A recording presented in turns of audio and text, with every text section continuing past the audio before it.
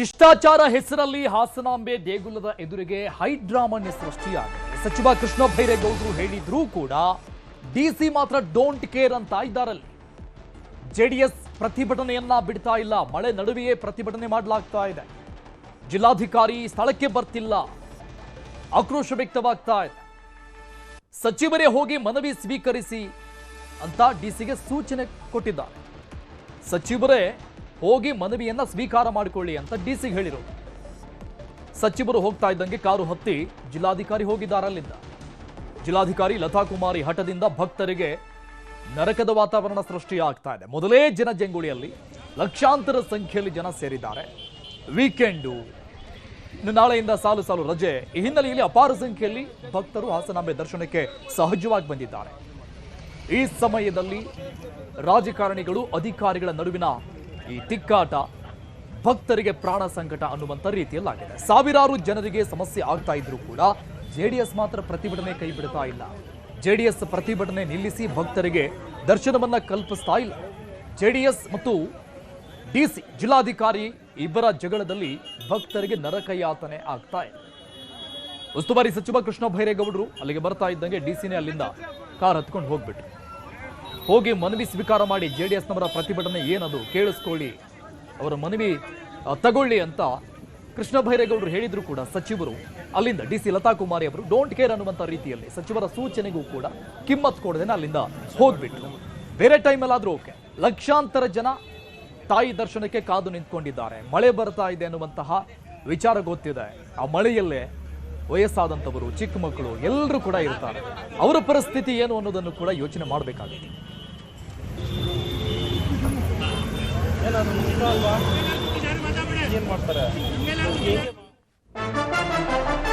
ಎರಡು ಗಂಟೆಗಳ ಬಳಿಕ ಕೊನೆಗೂ ಬಂದ್ರು ಜಿಲ್ಲಾಧಿಕಾರಿ ಸ್ಥಳಕ್ಕೆ.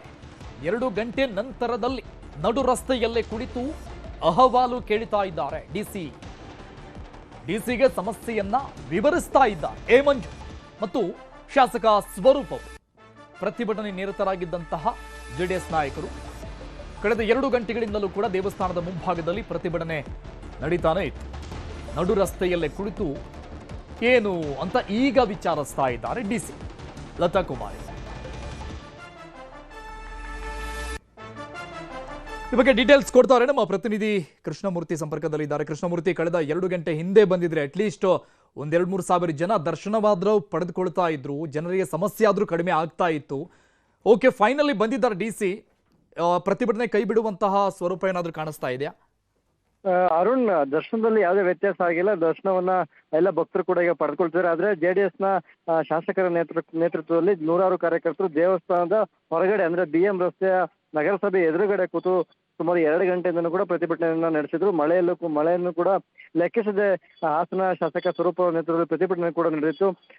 ಹಾಸನ SP ಮೊಹಮ್ಮದ್ ಸುಜೀತ್ ಆಗಿರ್ಬೋದು, ಕೊಡಗು SP ರಾಮರಾಜನ್ ಆಗಿರ್ಬೋದು ಮತ್ತು ಹಾಸನಾಂಬ ದೇವಾಲಯದ ಆಡಳಿತಾಧಿಕಾರಿ AC ಮಾರುತಿ ಅವರು ಕೂಡ ಬಂದು ಯಾರು ಪ್ರತಿಭಟನಾಕಾರರನ್ನ ಮನವೊಲಿಸುವಂತ ಕೆಲಸವನ್ನ ಮಾಡಿದ್ರು. ಆದ್ರೆ ಯಾವುದೇ ಕಾರಣಕ್ಕೂ DC ಅವರು ಸ್ಥಳಕ್ಕೆ ಬರ್ದೇನೆ ನಾವು ಪ್ರತಿಭಟನೆ ಕೈ ಬಿಡೋದಿಲ್ಲ.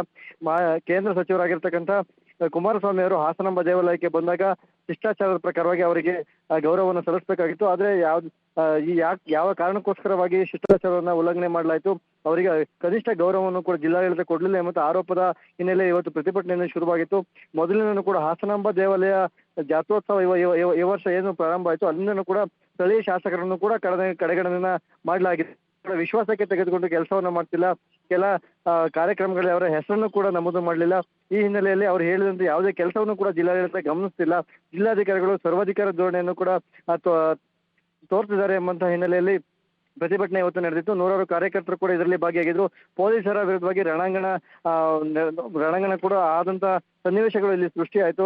ಆದ್ರೆ ಇದೀಗ ಸುಮಾರು 2 ಗಂಟೆ ನಂತರದಲ್ಲಿ ಲತಾ ಕುಮಾರಿ ಅವರು ಜಿಲ್ಲಾ ಉಸ್ತುವಾರಿ ಸಚಿವ ಕೃಷ್ಣ ಬೈರೇಗೌಡರ ಸೂಚನೆ ಮೇರೆಗೆ ಸ್ಥಳಕ್ಕೆ ಆಗಮಿಸಿದ್ದಾರೆ. ಈ ಲತಾ ಕುಮಾರಿ ಅವರಿಗೆ ಈಗಾಗಲೇ ಸ್ಥಳೀಯ ಶಾಸಕ ಸ್ವರೂಪ್ ಪ್ರಕಾಶ್ ಮತ್ತು ಅರಕಲಗೂಡು ಶಾಸಕ ಎ ಮಂಜು ಅವರು ಕೂಡ ಆಗಿದ್ದಂತ ಸಮಸ್ಯೆಗಳ ಬಗ್ಗೆ ಎಲ್ಲವನ್ನು ಕೂಡ ವಿವರವಾಗಿ ಹೇಳ್ತಿದ್ದಾರೆ.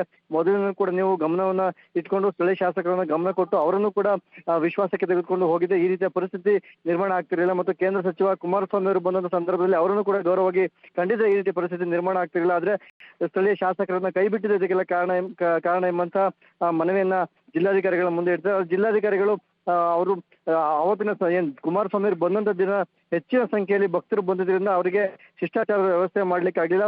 ದರ್ಶನಕ್ಕೆ ಅವಕಾಶವನ್ನು ಕಲ್ಪಿಸಲಾಗಿತ್ತು. ಆದ್ರೆ ಅವರಿಗೆ ಗೌರವವನ್ನು ಸಲ್ಲಿಸಲಿಕ್ಕೆ, ಅವರಿಗೆ ಸನ್ಮಾನವನ್ನು ಮಾಡ್ಲಿಕ್ಕೆ ಆಗ್ಲಿಲ್ಲ ಎಂಬಂತ ಹೇಳಿಕೆಯನ್ನ ಕೊಡ್ತಿದ್ದಾರೆ. ಆದ್ರೆ ಇದನ್ನ JDS ನ ನಾಯಕರಿಗೂ ಒಪ್ಕೊಳ್ತಿಲ್ಲ. ಕಾಂಗ್ರೆಸ್ನ ಕೆಲ ಸಣ್ಣ ಪುಟ್ಟ ಮುಖಂಡರುಗಳು ಬರಲಿ ಮತ್ತು ಶಾಸಕರು ಬರಲಿ, ಅವರೆಲ್ಲರಿಗೂ ಕೂಡ ನೀವು ಸನ್ಮಾನ ಮಾಡಿದಿರಿ.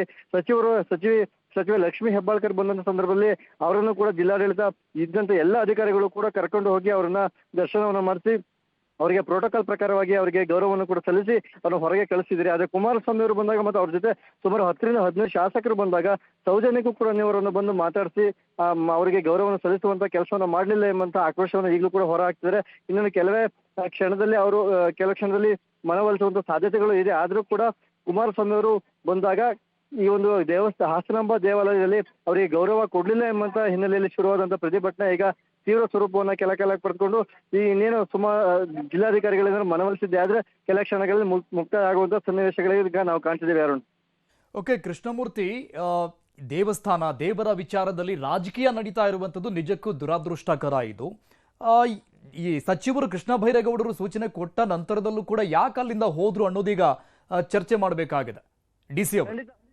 ಖಂಡಿತ ಅರುಣ್, ಯಾಕೆಂತ ಹೇಳಿದ್ರೆ ಜಿಲ್ಲಾಧಿಕಾರಿಗಳು ಮೊದಲೇ ಅವರು ಆಗ್ರಹವನ್ನ ಮಾಡಿದಂತ ಪ್ರಕಾರದಲ್ಲಿ ಜಿಲ್ಲಾಧಿಕಾರಿಗಳು ಮೊದಲೇ ಬಂದು ಅವರ ಅಹವಾಲನ್ನ ಮತ್ತು ಅವರ ಮನವಿಯನ್ನ ಸ್ವೀಕರಿಸಿದ್ರೆ ಈ ಮಟ್ಟಕ್ಕೆ ತೀವ್ರ ಸ್ವರೂಪವನ್ನ ಪ್ರತಿಭಟನೆ ಪಡೆದುಕೊಳ್ತಿರ್ಲಿಲ್ಲ. ಆದ್ರೆ ಜಿಲ್ಲಾಧಿಕಾರಿಗಳು ಎಕ್ಸಿಟ್ ಗೇಟ್ ನಿಂದ ಹೊರ ಬಂದು ಕೃಷ್ಣ ಬೈರೇಗೌಡರ ಜೊತೆ ಹೊರ ಬಂದು ಅವರ ಕೃಷ್ಣ ಬೈರೇಗೌಡರ ಕಾರು ಹತ್ತಿ ಹೋದ ನಂತರದಲ್ಲಿ ಜಿಲ್ಲಾಧಿಕಾರಿಗಳು ಕೂಡ ತಮ್ಮ ಕಾರನ್ನ ಹತ್ತಿ ಹೋದ್ರು.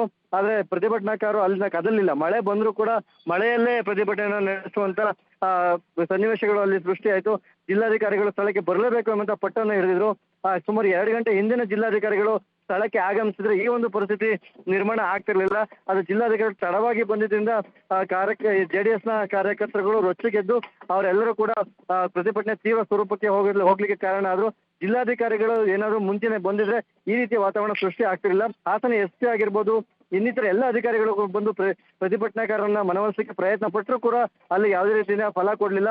ಜಿಲ್ಲಾಧಿಕಾರಿಗಳ ತಡವಾಗಿ ಬಂದಿದೆ ಪ್ರತಿಭಟನೆ ತೀವ್ರ ಸ್ವರೂಪಕ್ಕೆ ಪಡ್ಕೊಳ್ಳಿಕ್ಕೆ ಕಾರಣ ಆಗಿದೆ ಎಂಬಂತ ವಿಚಾರ ಇಲ್ಲಿ ನಾವು ಗಮನಿಸಬೇಕಾಗುತ್ತೆ. ಥ್ಯಾಂಕ್ ಯು ಕೃಷ್ಣಮೂರ್ತಿ ಡೀಟೇಲ್ಸ್ಗೆ. ಹಾಸನಾಂಬೆಯ ದರ್ಶನದ ವಿಚಾರದಲ್ಲೂ ಕೂಡ ರಾಜಕೀಯ ಮುನ್ನೆಲೆಗೆ ಬಂದಿರುವಂಥದ್ದು, ಅದರಲ್ಲೂ ಕೂಡ ಅಧಿಕಾರಿಗಳು ಮತ್ತು ರಾಜಕಾರಣಿಗಳ ನಡುವಿನ ತಿಕ್ಕಾಟ ಒಂದಿಷ್ಟು ಅಲ್ಲಿ ನೆರೆದಿರುವಂತಹ ಭಕ್ತರಿಗೆ ಸಮಸ್ಯೆಗಳನ್ನು ತಂದೊಡ್ಡಿರುವಂಥದ್ದು. DC ಅವರು ಕೂಡ ಈ ಒಂದು ಸಿಚುವೇಶನ್ ಅನ್ನು ಅರ್ಥ ಮಾಡಿಕೊಳ್ಬೇಕಾಗಿತ್ತು. ಬೇರೆ ಒಂದು ಟೈಮ್ನಲ್ಲಾದರೆ ಓಕೆ, ಬಟ್ ಮಳೆ ಬರ್ತಾ ಇದೆ, ಅಪಾರ ಸಂಖ್ಯೆಯಲ್ಲಿ ಜನ ಕಾಯ್ತಾ ಇದ್ದಾರೆ. ಆದರೂ ಕೂಡ ಈಗ ಎಲ್ಲ ಸಮಸ್ಯೆ ಇತ್ಯರ್ಥ ಆಗುವಂತಹ ಸನ್ನಿವೇಶ ಕಾಣಿಸ್ತಾ ಇದೆ.